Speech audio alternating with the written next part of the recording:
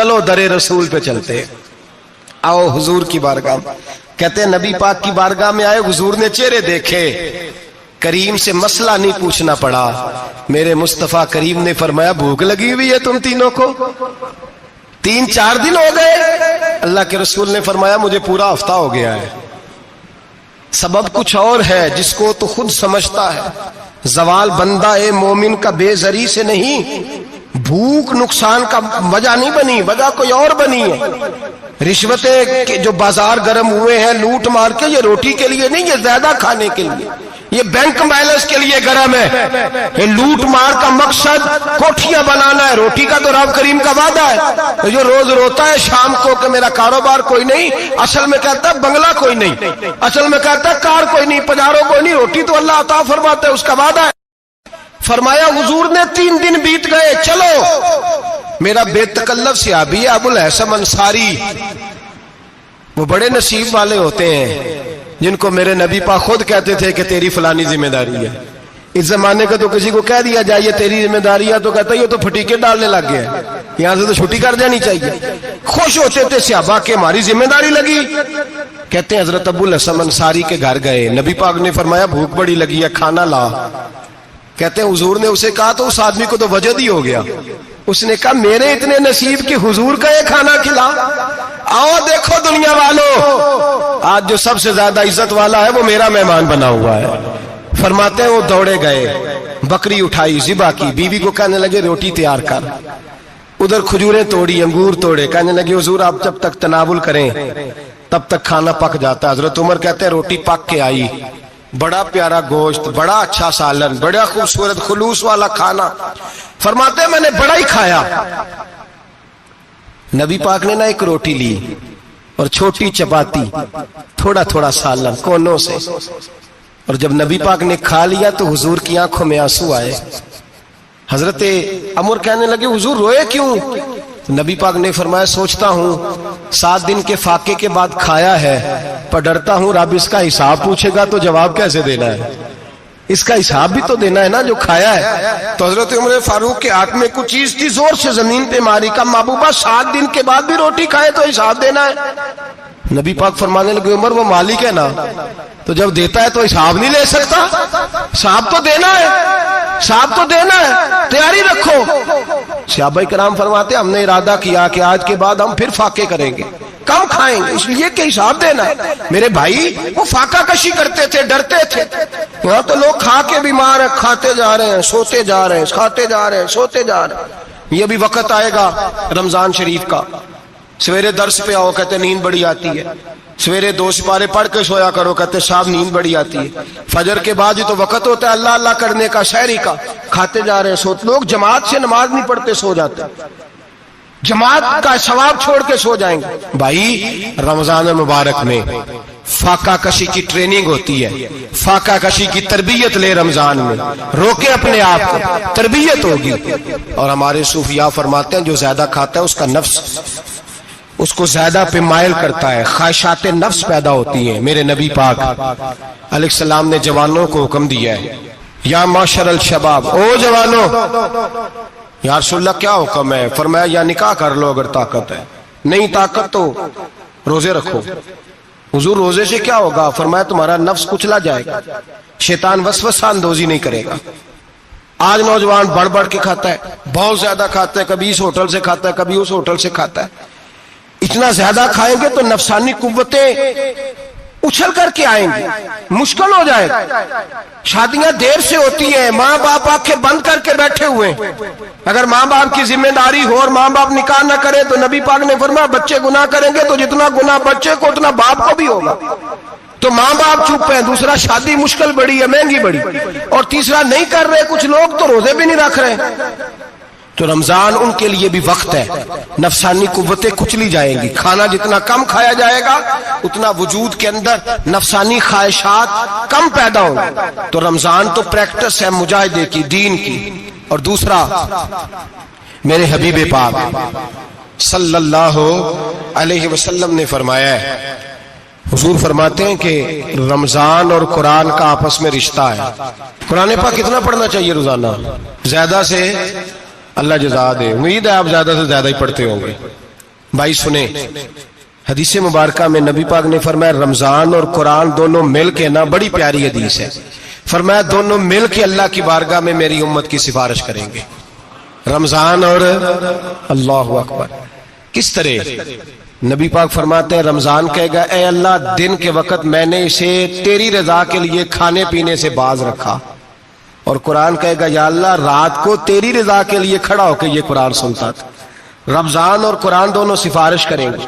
हम ना बड़ा कुछ पढ़ते हैं, सुनते हैं, सीखते हैं। अब यकीन करें ये खाते भाई का भाई से इख्तलाफ हो जाए ना तो वो 30 साल पुराने खाते खोल के ले आता है, सारी रात ढूंढता है कि मेरे पैसे कहां से निकलते हैं, पढ़ लेता है। कुरान पाक की बारी आती है तो नहीं पढ़ते कुरान पाक। अब्बा जी का खत्म होता है तो मांगते फिरते हैं, कहते 2 कुरान पाक 10 कुरान पाक।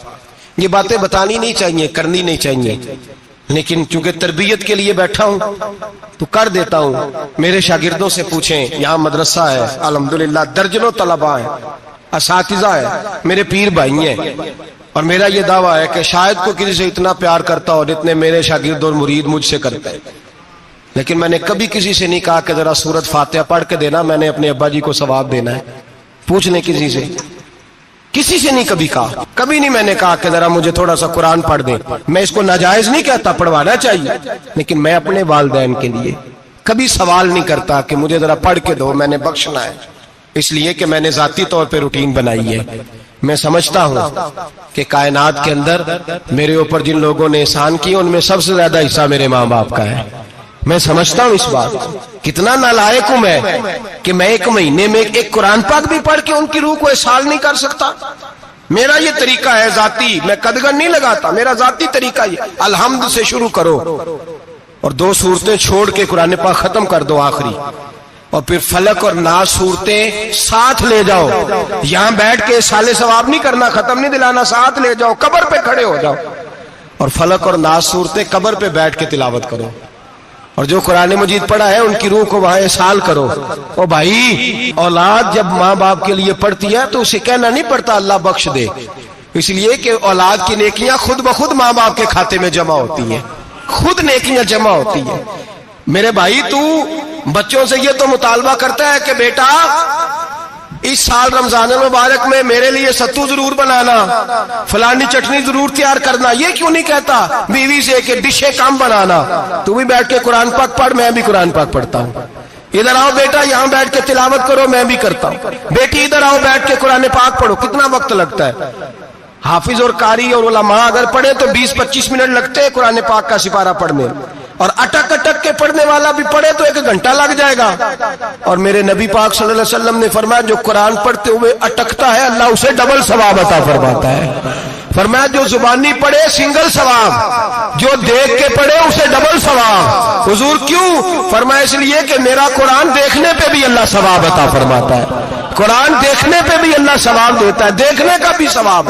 रमजान शरीफ में कुरान पाक पढ़े, खोल के पढ़े। और मेरे भाई, अगर तेरा बच्चा पढ़े, अगर तेरी बेटी पढ़े, कायनात का खुशनसीब बाप वो है कि बेटा कुरान पढ़े, चाहे नाजरा ही पढ़े, जिसकी बेटी पढ़े। जिंदगी में इन्हें इस काम पे लगा जाओ, मरने के बाद भी पढ़ेंगे। इमाम जलालुद्दीन सुयूती शाफई रहमतुल्लाह अलैह फरमाते, हजरत ईसा कब्र के पास से गुजरे, कब्र पे अजाब हो रहा था, अल्लाह का गजब बरस रहा था। जनाब ईसा इस्तिगफार पढ़ते डरते गुजर गए।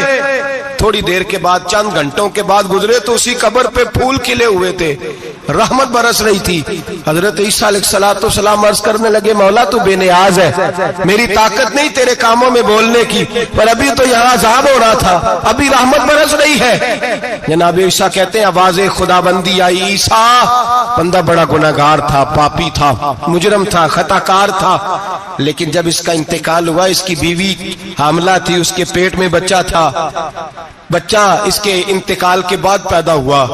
आज वो 4-4.5 साल का हुआ है, मकतब में गया है, मदरसा में गया है, उस्ताद ने बिस्मिल्लाह शरीफ पढ़ाई है। फरमाया उसने तोतली जुबान से कहा है बिस्मिल्लाहिर्रहमानिर्रहीम का, ऐसा मुझे बतला इस जमीन पर वो मासूम जिसे अभी रहमान और रहीम कहना नहीं आता, वो तोतली जुबान से मुझे रहमान और रहीम कहे और मैं उसी जमीन पे उसके बाप को अजाब दूं। فرمایا اس نے ایک بار رحمان اور رحیم کہا ہے، میں نے اس کی باپ کی قبر کو نور سے معمور فرما دیا ہے، نور سے بھر دی ہے قبر، برکت سے بھر دی ہے۔ اللہ کرے میرے بیٹے بھی قرآن پڑھے، اللہ کرے میری بیٹیاں بھی قرآن پڑھے، اللہ کرے ہم سب کی اولادیں قرآن پاک پڑھے۔ لیکن نا امام اعظم ابو حنیفہ رمضان میں 61 قرآن پاک پڑھتے تھے۔ کتنے؟ 60 ایک، اللہ اکبر۔ ایک قرآن پاک دن میں پڑھتے پورا، ایک رات کو پڑھتے، ایک تراویح میں پڑھتے۔ 61 قرآن پاک امام صاحب پڑھتے۔ آپ فرماتے میں نے چھوڑ دیے سارے وظیفے، میں صرف رسول اللہ کا قرآن پڑھتا ہوں۔ رمضان سارا قرآن پاک، سارا رمضان۔ اب تو عادت ہی نہیں رہی ہمیں قرآن پاک کی۔ اگر لوگ ناراض نہ ہو تو محفل نعت ہوتی ہے تو تلاوتیں کتنی ہوتی ہیں، اور نعتیں ہم نے ذوق ہی نہیں بنایا، ذوق ہی نہیں بنایا ہم نے تلاوت قرآن کا، اس لیے کہ قراء علماء فقراء ان کو ہم تیار ہی نہیں کر رہے، ہم تو ایکٹر پال رہے ہیں جو پیسے لیتے ہیں نعت خوانی کے، معاذ اللہ۔ او میرے بھائی، کیا قرآن میرے نبی کی نعت نہیں؟ حضرت عائشہ صدیقہ رضی اللہ تعالیٰ عنہ کے پاس صحابہ گئے، کہنے لگے اماں جی ہمیں نبی پاک کا اخلاق بتلائیں، تو اماں جی کہنے لگی جاؤ جا کے قرآن پاک پڑھو، قال خلقہ القرآن، سارا قرآن میرے نبی کے اخلاق کا انعام ہے۔ یہ ساری نعت ہے، یہ ساری نعت ہے۔ اس نعت کو سننے لوگ کیوں نہیں آتے؟ اتنا رش میں اپنے نعت میں اتنا تراویح پہ کیوں نہیں ہوتا؟ اور ملت کا جوان یاد رکھے، بوڑھے تراویحاں پڑھتے ہیں، ضعیف تراویحاں پڑھتے ہیں، گھٹنوں میں درد ہے تراویحاں پڑھتے ہیں، بیمار بوڑھے تراویحاں پڑھتے ہیں، جوان وہاں چوک میں کھڑے۔ کیا جوانی اس لیے ہے چوکوں میں کھڑا ہوا جائے؟ کیا جوانی اس لیے ہے کہ سعودی عرب جانے کے لیے پاسپورٹ بنانا ہو تو 2.5 گھنٹے کھڑا رہے تو؟ شناختی کارڈ کے دفتر تو کھڑا رہے، پروٹیکٹر کے لیے کھڑا رہے، کافروں کے سامنے کاسا لیسی کرنے کے لیے تو کھڑا رہے، تو نوکری پہ جائے تو ساری رات کھڑا رہے، اور تو قرآن کے لیے کھڑا نہیں ہوتا؟ میرے محبوب نے فرمایا من قام ایمانا واحتسابا غفر له ما تقدم من ذنبه، فرمایا جو رمضان المبارک میں اللہ کی رضا کے لیے گناہوں کی معافی کے ارادے سے قیام کرے گا، راتوں کو عبادت کرے گا، اللہ اس کے پچھلے سارے گناہ معاف فرما دے گا۔ نوجوان ارادہ کریں، پروگرام بنائیں کہ انشاءاللہ قرآن پڑھنا بھی ہے، قرآن پڑھوانا بھی ہے، سننا بھی ہے، اور انشاءاللہ بولیے سننا بھی ہے اور پڑھنا بھی ہے اور پڑھانا بھی۔ ہمت کریں، دلیری کریں، آکے کھڑے تو ہو، اللہ توفیق عطا کرے گا۔ پہلی بات یہ کہ روزہ رکھیں، دوسری بات یہ کہ قرآن پاک کی تلاوت کریں، اور روزہ رکھیں تو روزے کے سارے حسن سمیت اسے رکھیں۔ نبی پاک نے فرمایا رمضان غمخاری کا مہینہ ہے، غمخاری کریں۔ ہمارے زمانے میں 2 قسم کی تکلیفیں ہیں، ایک تو غریب آدمی، اس کا حال یہ ہے کہ وہ مانگتے ہی گزارا کرنا چاہتا ہے، اس نے ہاتھ یوں کر لیا ہے تو اب اس کا یوں ہونے کو تیار نہیں۔ ضرورت اگر کسی آدمی کو کسی دروازے پہ لے جاتی ہے تو برا نہیں، لیکن سوال کا اپنے اوپر دروازہ کھول لینا یہ ٹھیک نہیں۔ فاقہ کشی پیدا کریں، حوصلہ پیدا کریں، تھوڑے پہ گزارا کرنا سیکھیں۔ غریبوں کو بھی اجازت نہیں کہ وہ نکل کھڑے ہوں میدان میں مانگنے کے لیے، ٹولیاں نکلتی ہیں رمضان میں، جتھے نکلتے ہیں خیرات کٹھی کرنے والے۔ بچیں، میرے نبی پاک صلی اللہ علیہ وسلم نے فرمایا جس نے بغیر ضرورت کے سوال کیا، جب قیامت کے دن آئے گا تو اس کے چہرے کے اوپر گوشت نہیں ہوگا، صرف ڈھانچہ ہی ہوگا۔ اتنی بھیانک صورت میں آئے، بغیر اشد ضرورت کے سوال نہ کر، کبھی سوال نہ کر۔ اور امیروں سے گزارش ہے کہ رمضان ہمدردی کا مہینہ ہے، ہمدردی کریں تو سامنے والے کی عزت کا بھی خیال کریں۔ یہ بات درست ہے کہ غریب سیاڑا نہیں ہوتا، اس لیے کہ جس کی جیب میں پیسے نہیں ہوتے بھائی اسے عقل بھی نہیں ہوتی، جس کے گھر کار نہیں ہوتی اسے چلانے کا طریقہ، جس کے گھر اوون نہیں ہوتا اسے چلانے کا طریقہ بھی نہیں آتا، جس کے گھر میں چیزیں ہوتی ہیں اسے چلانا بھی آ جاتا ہے، جدے گھر دانے اودے کملے بھی اس کے سیانے ہو جاتے ہیں۔ تو چودھری صاحب، سیٹھ صاحب، نواب صاحب آٹا تقسیم کرتے ہیں، کھڑے ہو کے فوٹو کھچاتے ہیں، فیس بک پہ دیتے ہیں، اور ایک آٹے کا تھیلا اور 10 اخباروں میں فوٹو۔ اللہ سے ڈریں، رمضان ہمدردی کا مہینہ، ہمدردی کا۔ غریب کو دیں تو اس کی عزت کو رسوا نہ کریں۔ میرے نبی پاک علیہ السلام کے صحابی حضرت عبداللہ ابن عمر رضی اللہ تعالیٰ عنہ ڈھونڈ کے لاتے تھے مسکینوں کو، ڈھونڈ کے، اور جب لاتے تھے تو اپنے دسترخوان پر بٹھا کر اپنے ساتھ افطاری کرایا کرتے تھے. اور پھر فرمایا اللہ تعالیٰ نے لن تنالوا البر حتی تنفقوا مما تحبون، اللہ کے راستے میں وہ چیز دینی ہے جو تمہیں زیادہ پیاری ہو. کون سی چیز جو تمہیں؟ میں تھوڑا سا بے باک ہوں، بعض دوستوں کے ساتھ، سب کے ساتھ نہیں. ایک دوست مدرسے میں گھی دینے آئے ایک دفعہ، تو وہ والا گھی دے گئے جو سب سے سستا تھا. تو میں نے کہا مجھے دیانتداری سے بچائے، آپ یہی کھاتے ہیں گھر میں؟ کہنے لگے نہیں. تو میں نے کہا پھر ہم نے بچے مارنے کے لیے تو نہیں نا رکھے ہوئے، کیا وہ والا گھی اللہ کے راستے میں پیاری چیز دے رہی ہے نا، اس لیے گلے گلے نوٹ لوگ مسجد کے گلے میں ڈال جاتے ہیں، پھٹے ہوئے ڈال جاتے ہیں، کہتے ہیں جوڑ لیں گے مولوی صاحب. اور خدا کے بندے پیاری چیز دینی تھی تو نے، اور تو نے اس کا ترجمہ الٹ کر لیا ہے. سمجھ لیں رمضان المبارک میں کسی غریب کی مدد کرنی ہے تو ساتھ اس کی عزت بھی کرنی ہے. نبی پاک علیہ السلام کے دروازے پر جب سے، یہ جملہ ایک ہے لیکن بڑا قیمتی ہے. صحابہ کہتے ہیں جب ہم دروازہ رسول پہ جاتے تھے خیرات بھی ملتی تھی اور عزت بھی ملتی تھی.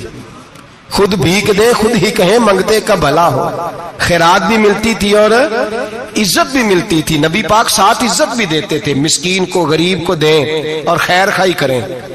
جوتے بیچنے والے جوتوں کے ریٹ سستے کریں، کپڑا بیچنے والے کپڑے کا ریٹ، درزی صاحب بھی ریٹ سستا کریں، دکاندار بھی چیزوں کا ریٹ، حکیم صاحب پیسے کم لیں، ڈاکٹر پیسے کم کریں، حکومت نرخوں میں کمی کرے، اور یہ کام اجتماعی طور پہ کریں. میرے نبی پاک نے فرمایا رمضان غمخواری کا مہینہ ہے، اس میں غمخواری کرنی ہے، دوسرے کا خیال کریں، احسار کریں، قربانی کریں. یہاں ہر چیز کا ریٹ بڑھ جاتا ہے رمضان شریف میں. ہر آدمی کہتا ہے میرا سیزن آ گیا ہے، توجہ بڑھائیں، خیال کریں، غمخواری کا مہینہ ہے. اور پھر آپ لوگوں سے یہ بھی گزارش ہے کہ رمضان المبارک کا جب مہینہ آئے تو جس آدمی کے ساتھ نیکی کرنی ہے وقت پہ کریں. کسی غریب کو پیسے دینے ہیں، کپڑے دینے ہیں تو یکم رمضان کو دیں. میں اکثر دوستوں سے پوچھتا ہوں، میں کہتا ہوں قاری صاحب نو جوڑا کدو دیندے ہو؟ کہندے 27 والے دن. میں کہ مینوں لگ گئی سمجھ، تہاڈی سازش ہے کہ جڑے سواں کے پا نہ لوے. ایویں مولوی چودھری صاحب دے نال دے کپڑے پا لے تے کتے لکھیا ہے اینوں دینا ہے 27. تسی دسو 27 والے دن کو درزی سی کے دیندا ہے؟ انہوں 3 گنا بھی پیسے دئیے تو کہندے جڑے باقی نے انہاں دے نہیں بٹن پہ لگ دے میرے کولوں، کتھوں جوڑا سی کے. تو کس دن دیتے ہو قاری صاحب کو؟ کیا مقصد ہے؟ پہننے کے لیے دے رہے ہو یا اس لیے دے رہے ہو کہ نہ پہن سکے؟ تو بھائی آپ جب کسی کو کوئی چیز دیں گے تو کب دیں گے؟ جب وہ استعمال کر سکے. غریب کو لوگ فطرانہ دینے جاتے ہیں عید سے ایک دن پہلے، تو کیا کرے گا اس کا؟ وہ نہ تو کپڑے خرید سکا نہ روٹی لا سکا. بلکہ میرے حضرت صاحب فرماتے ہیں رمضان سے پہلے دے دو، رمضان کی نیت کر کے رمضان سے 1-2 دن پہلے دے دو، اللہ رمضان جتنا ثواب ہی عطا فرمائے گا. رمضان سے پہلے دو جس کو کچھ ہے دن، قبل از وقت تیاری کرو. اور میرے قبلہ صاحب فرمایا کرتے اپنے کپڑے بعد میں، غریب کے بچوں کے کپڑے پہلے، اپنے گھر کی ضروریات بعد میں، غریبوں کی ضروریات. اس لیے کہ اللہ پاک نے ان کا رزق بھی ہمارے گھر بھیج دیا ہے. ہماری ڈیوٹی لگائی ہے کہ تم نے بانٹنا، بانٹنے والے بنو. اور یہ ذہن بنائے کہ پتہ نہیں کس کا حصہ تھا جو اللہ نے میرے گھر بھیجا. یہ ذہن بنا کے بانٹ. اور جس کو دینے جائیں، ہاں آپ کو اجازت ہے تھوڑا بہت پتہ کرنے کی، لیکن تھوڑا بہت تفتیش کرنے کی اجازت، بال کی کھال اتارنے کی اجازت. میں نے دیکھا ہے لوگ غریبوں کا انٹرویو لیتے ہیں، تیرا تو فلانا کمانے والا نہیں، تیرا تو فلاں بچہ. او بھائی بہت سارے غریب ایسے ہیں، بڑے ہیں جو کمانے کی کوشش کرتے ہیں لیکن ان کا سبب نہیں بنتا. ہاں ہے ایسے لوگ جو سعودی عرب چلے گئے ہیں، کہتے ہیں تیرا تو فلاں باہر نہیں گیا ہے، گیا ہے، لیکن سارے سعودی عرب جانے والے بھی مال کمانے کی طاقت نہیں رکھتے. کئی وہاں بھی بیٹھ کے بیچارے قرضوں میں الجھے ہوئے ہیں، وہاں والوں کے ظلم کا شکار ہے، بہت ساری آزمائشوں میں. تو تفتیش کرتا ہے. میرے امام شافعی کا ایک جملہ اگر آپ کو یاد رہ گیا تو بات بن جائے گی. امام شافعی رحمت اللہ، بلکہ حضرت غوث اعظم جیلانی کے پاس وہ بات آپ کو زیادہ فائدہ دے گی. حضرت غوث اعظم جیلانی کو ان کا ایک مرید سمجھانے لگ گیا، کہنے لگا حضرت جی آپ سب کو دیتے رہتے ہیں، ہر بندہ مستحق نہیں ہوتا، ذرا ٹٹول کے دیا کریں. تو غوث اعظم جیلانی فرمانے لگے بھائی مجھے تو لگتا ہے تو بھی ان چیزوں کا مستحق نہیں تھا جو اللہ نے تجھے عطا کر دی ہے. پہلے تو بتا تو مستحق تھا؟ تجھے اپنی حیثیت اوقات کا پتہ ہے جو اللہ نے تجھے دے دیا؟ طاقت تھی، کوالٹی تھی تیرے اندر، وہ صلاحیت تھی؟ رب نے تو نہیں تیری تفتیش کی کہ تو قابل ہے کہ نہیں؟ تو اللہ کے بندوں کی تفتیش کرتا پڑتا ہے۔ امام شافعی فرمایا کرتے، امام شافعی فرماتے رب تجھے پرکھ کے نہیں دیتا، ٹٹول کے نہیں دیتا، رسوا کر کے نہیں دیتا، تو غریبوں کے ساتھ یہ سارا ظلم کیوں کرتا ہے؟ بس پتہ چل گیا وہ ضرورت مند ہے تو دے، اس لیے کہ اجر تجھے غریب نے نہیں دینا، اجر اللہ نے دینا ہے، اور اللہ اجر عمل پہ نہیں دیتا، اللہ تو نیت پہ اجر عطا فرماتا ہے۔ تو نیت دیکھ تیری کس طرح کی۔ تو میرے بھائی غریب کو دیں قبل از وقت دیں۔ رمضان مبارک میں چوتھا کام، بات آخری اور چوتھا کام سنیں، رمضان میں دین سیکھیں۔ شیطان قید ہوتا ہے زیادہ سے زیادہ، اور جب آدمیوں کا پیٹ خالی ہوتا ہے نا تو ذہن جو ہوتا ہے نا وہ بھی اس کا فریش ہوتا ہے۔ اس میں کوشش کریں دین سیکھنے کی۔ میرے نبی کریم صلی اللہ علیہ وسلم نے اس دین کو علم کا دین قرار دیا ہے، شعور کا دین قرار دیا ہے، فہم کا دین قرار دیا۔ نبی پاک صلی اللہ علیہ وسلم نے فرمایا ایک عبادت کرنے والا عشاء کے بعد کھڑا ہو اور فجر تک نماز پڑھتا رہے، ایک عالم دین عشاء پڑھ کے سو جائے، اٹھ کے فجر پڑھ لے، تو وہ 70 عبادت کرنے والوں کا درجہ زیادہ نہیں، عالم کا درجہ پھر بھی زیادہ ہے، اس عالم دین کا درجہ زیادہ ہے، اس لیے کہ وہ لوگوں کو آگاہی دیتا ہے، شعور بخشتا ہے۔ یہ دین جو ہے یہ، اور نبی پاک صلی اللہ علیہ وسلم نے فرمایا عبادت کرنے والے پر عالم کا درجہ اتنا ہی زیادہ ہے جتنا میرا درجہ اپنے غلاموں پر زیادہ ہے۔ عالم کو حضور نے اتنا بڑا مقام دیا۔ دین سیکھیں، شعور حاصل کریں، یہ فقاہت کا دین ہے، شعور حاصل کرنے کا دین ہے۔ اور نبی پاک صلی اللہ علیہ وسلم نے فرمایا دین کی ایک بات سیکھ لینا 1000 نفل پڑھنے سے زیادہ درجہ رکھتی ہے، دین کی ایک بات سیکھ لینا 1000 جنازے میں شرکت سے زیادہ درجہ رکھتی، دین کی ایک بات سیکھ لینا، میرے نبی پاک صلی اللہ تعالی علیہ وسلم ارشاد فرماتے 1000 مریض کی عیادت کرنے سے زیادہ درجہ رکھتی۔ فرمایا جس نے رات کے ایک لمحے میں دین کی ایک بات سیکھی، اللہ اسے ساری رات عبادت کرنے سے زیادہ ثواب عطا فرمائے گا۔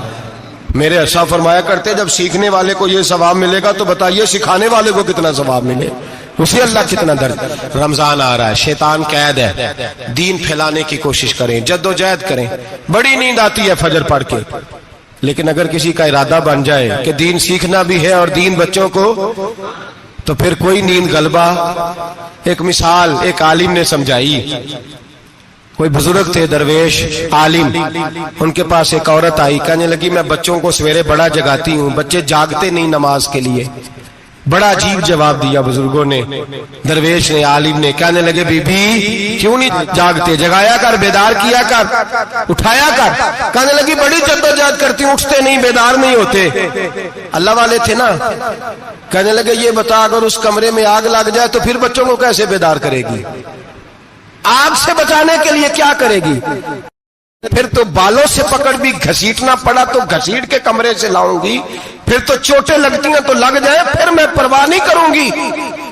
آپ فرمانے لگے یوں سمجھ لے جہنم کی آگ جل رہی ہے، اگر تیرے بچے نے نماز نہ پڑھی تو آگ لگ جائے گی، اگر اس نے عبادت نہ کی تو اسے آگ، اب جیسے بھی تجھے اٹھانا پڑتا ہے اٹھا گھسیٹ کے باہر لا، لیکن اس کی نماز قضا۔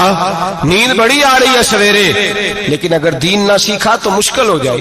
جیسے بھی اپنے آپ کو جگانا چاہیے، ہمت کرنی چاہیے، دلیری کرنی چاہیے۔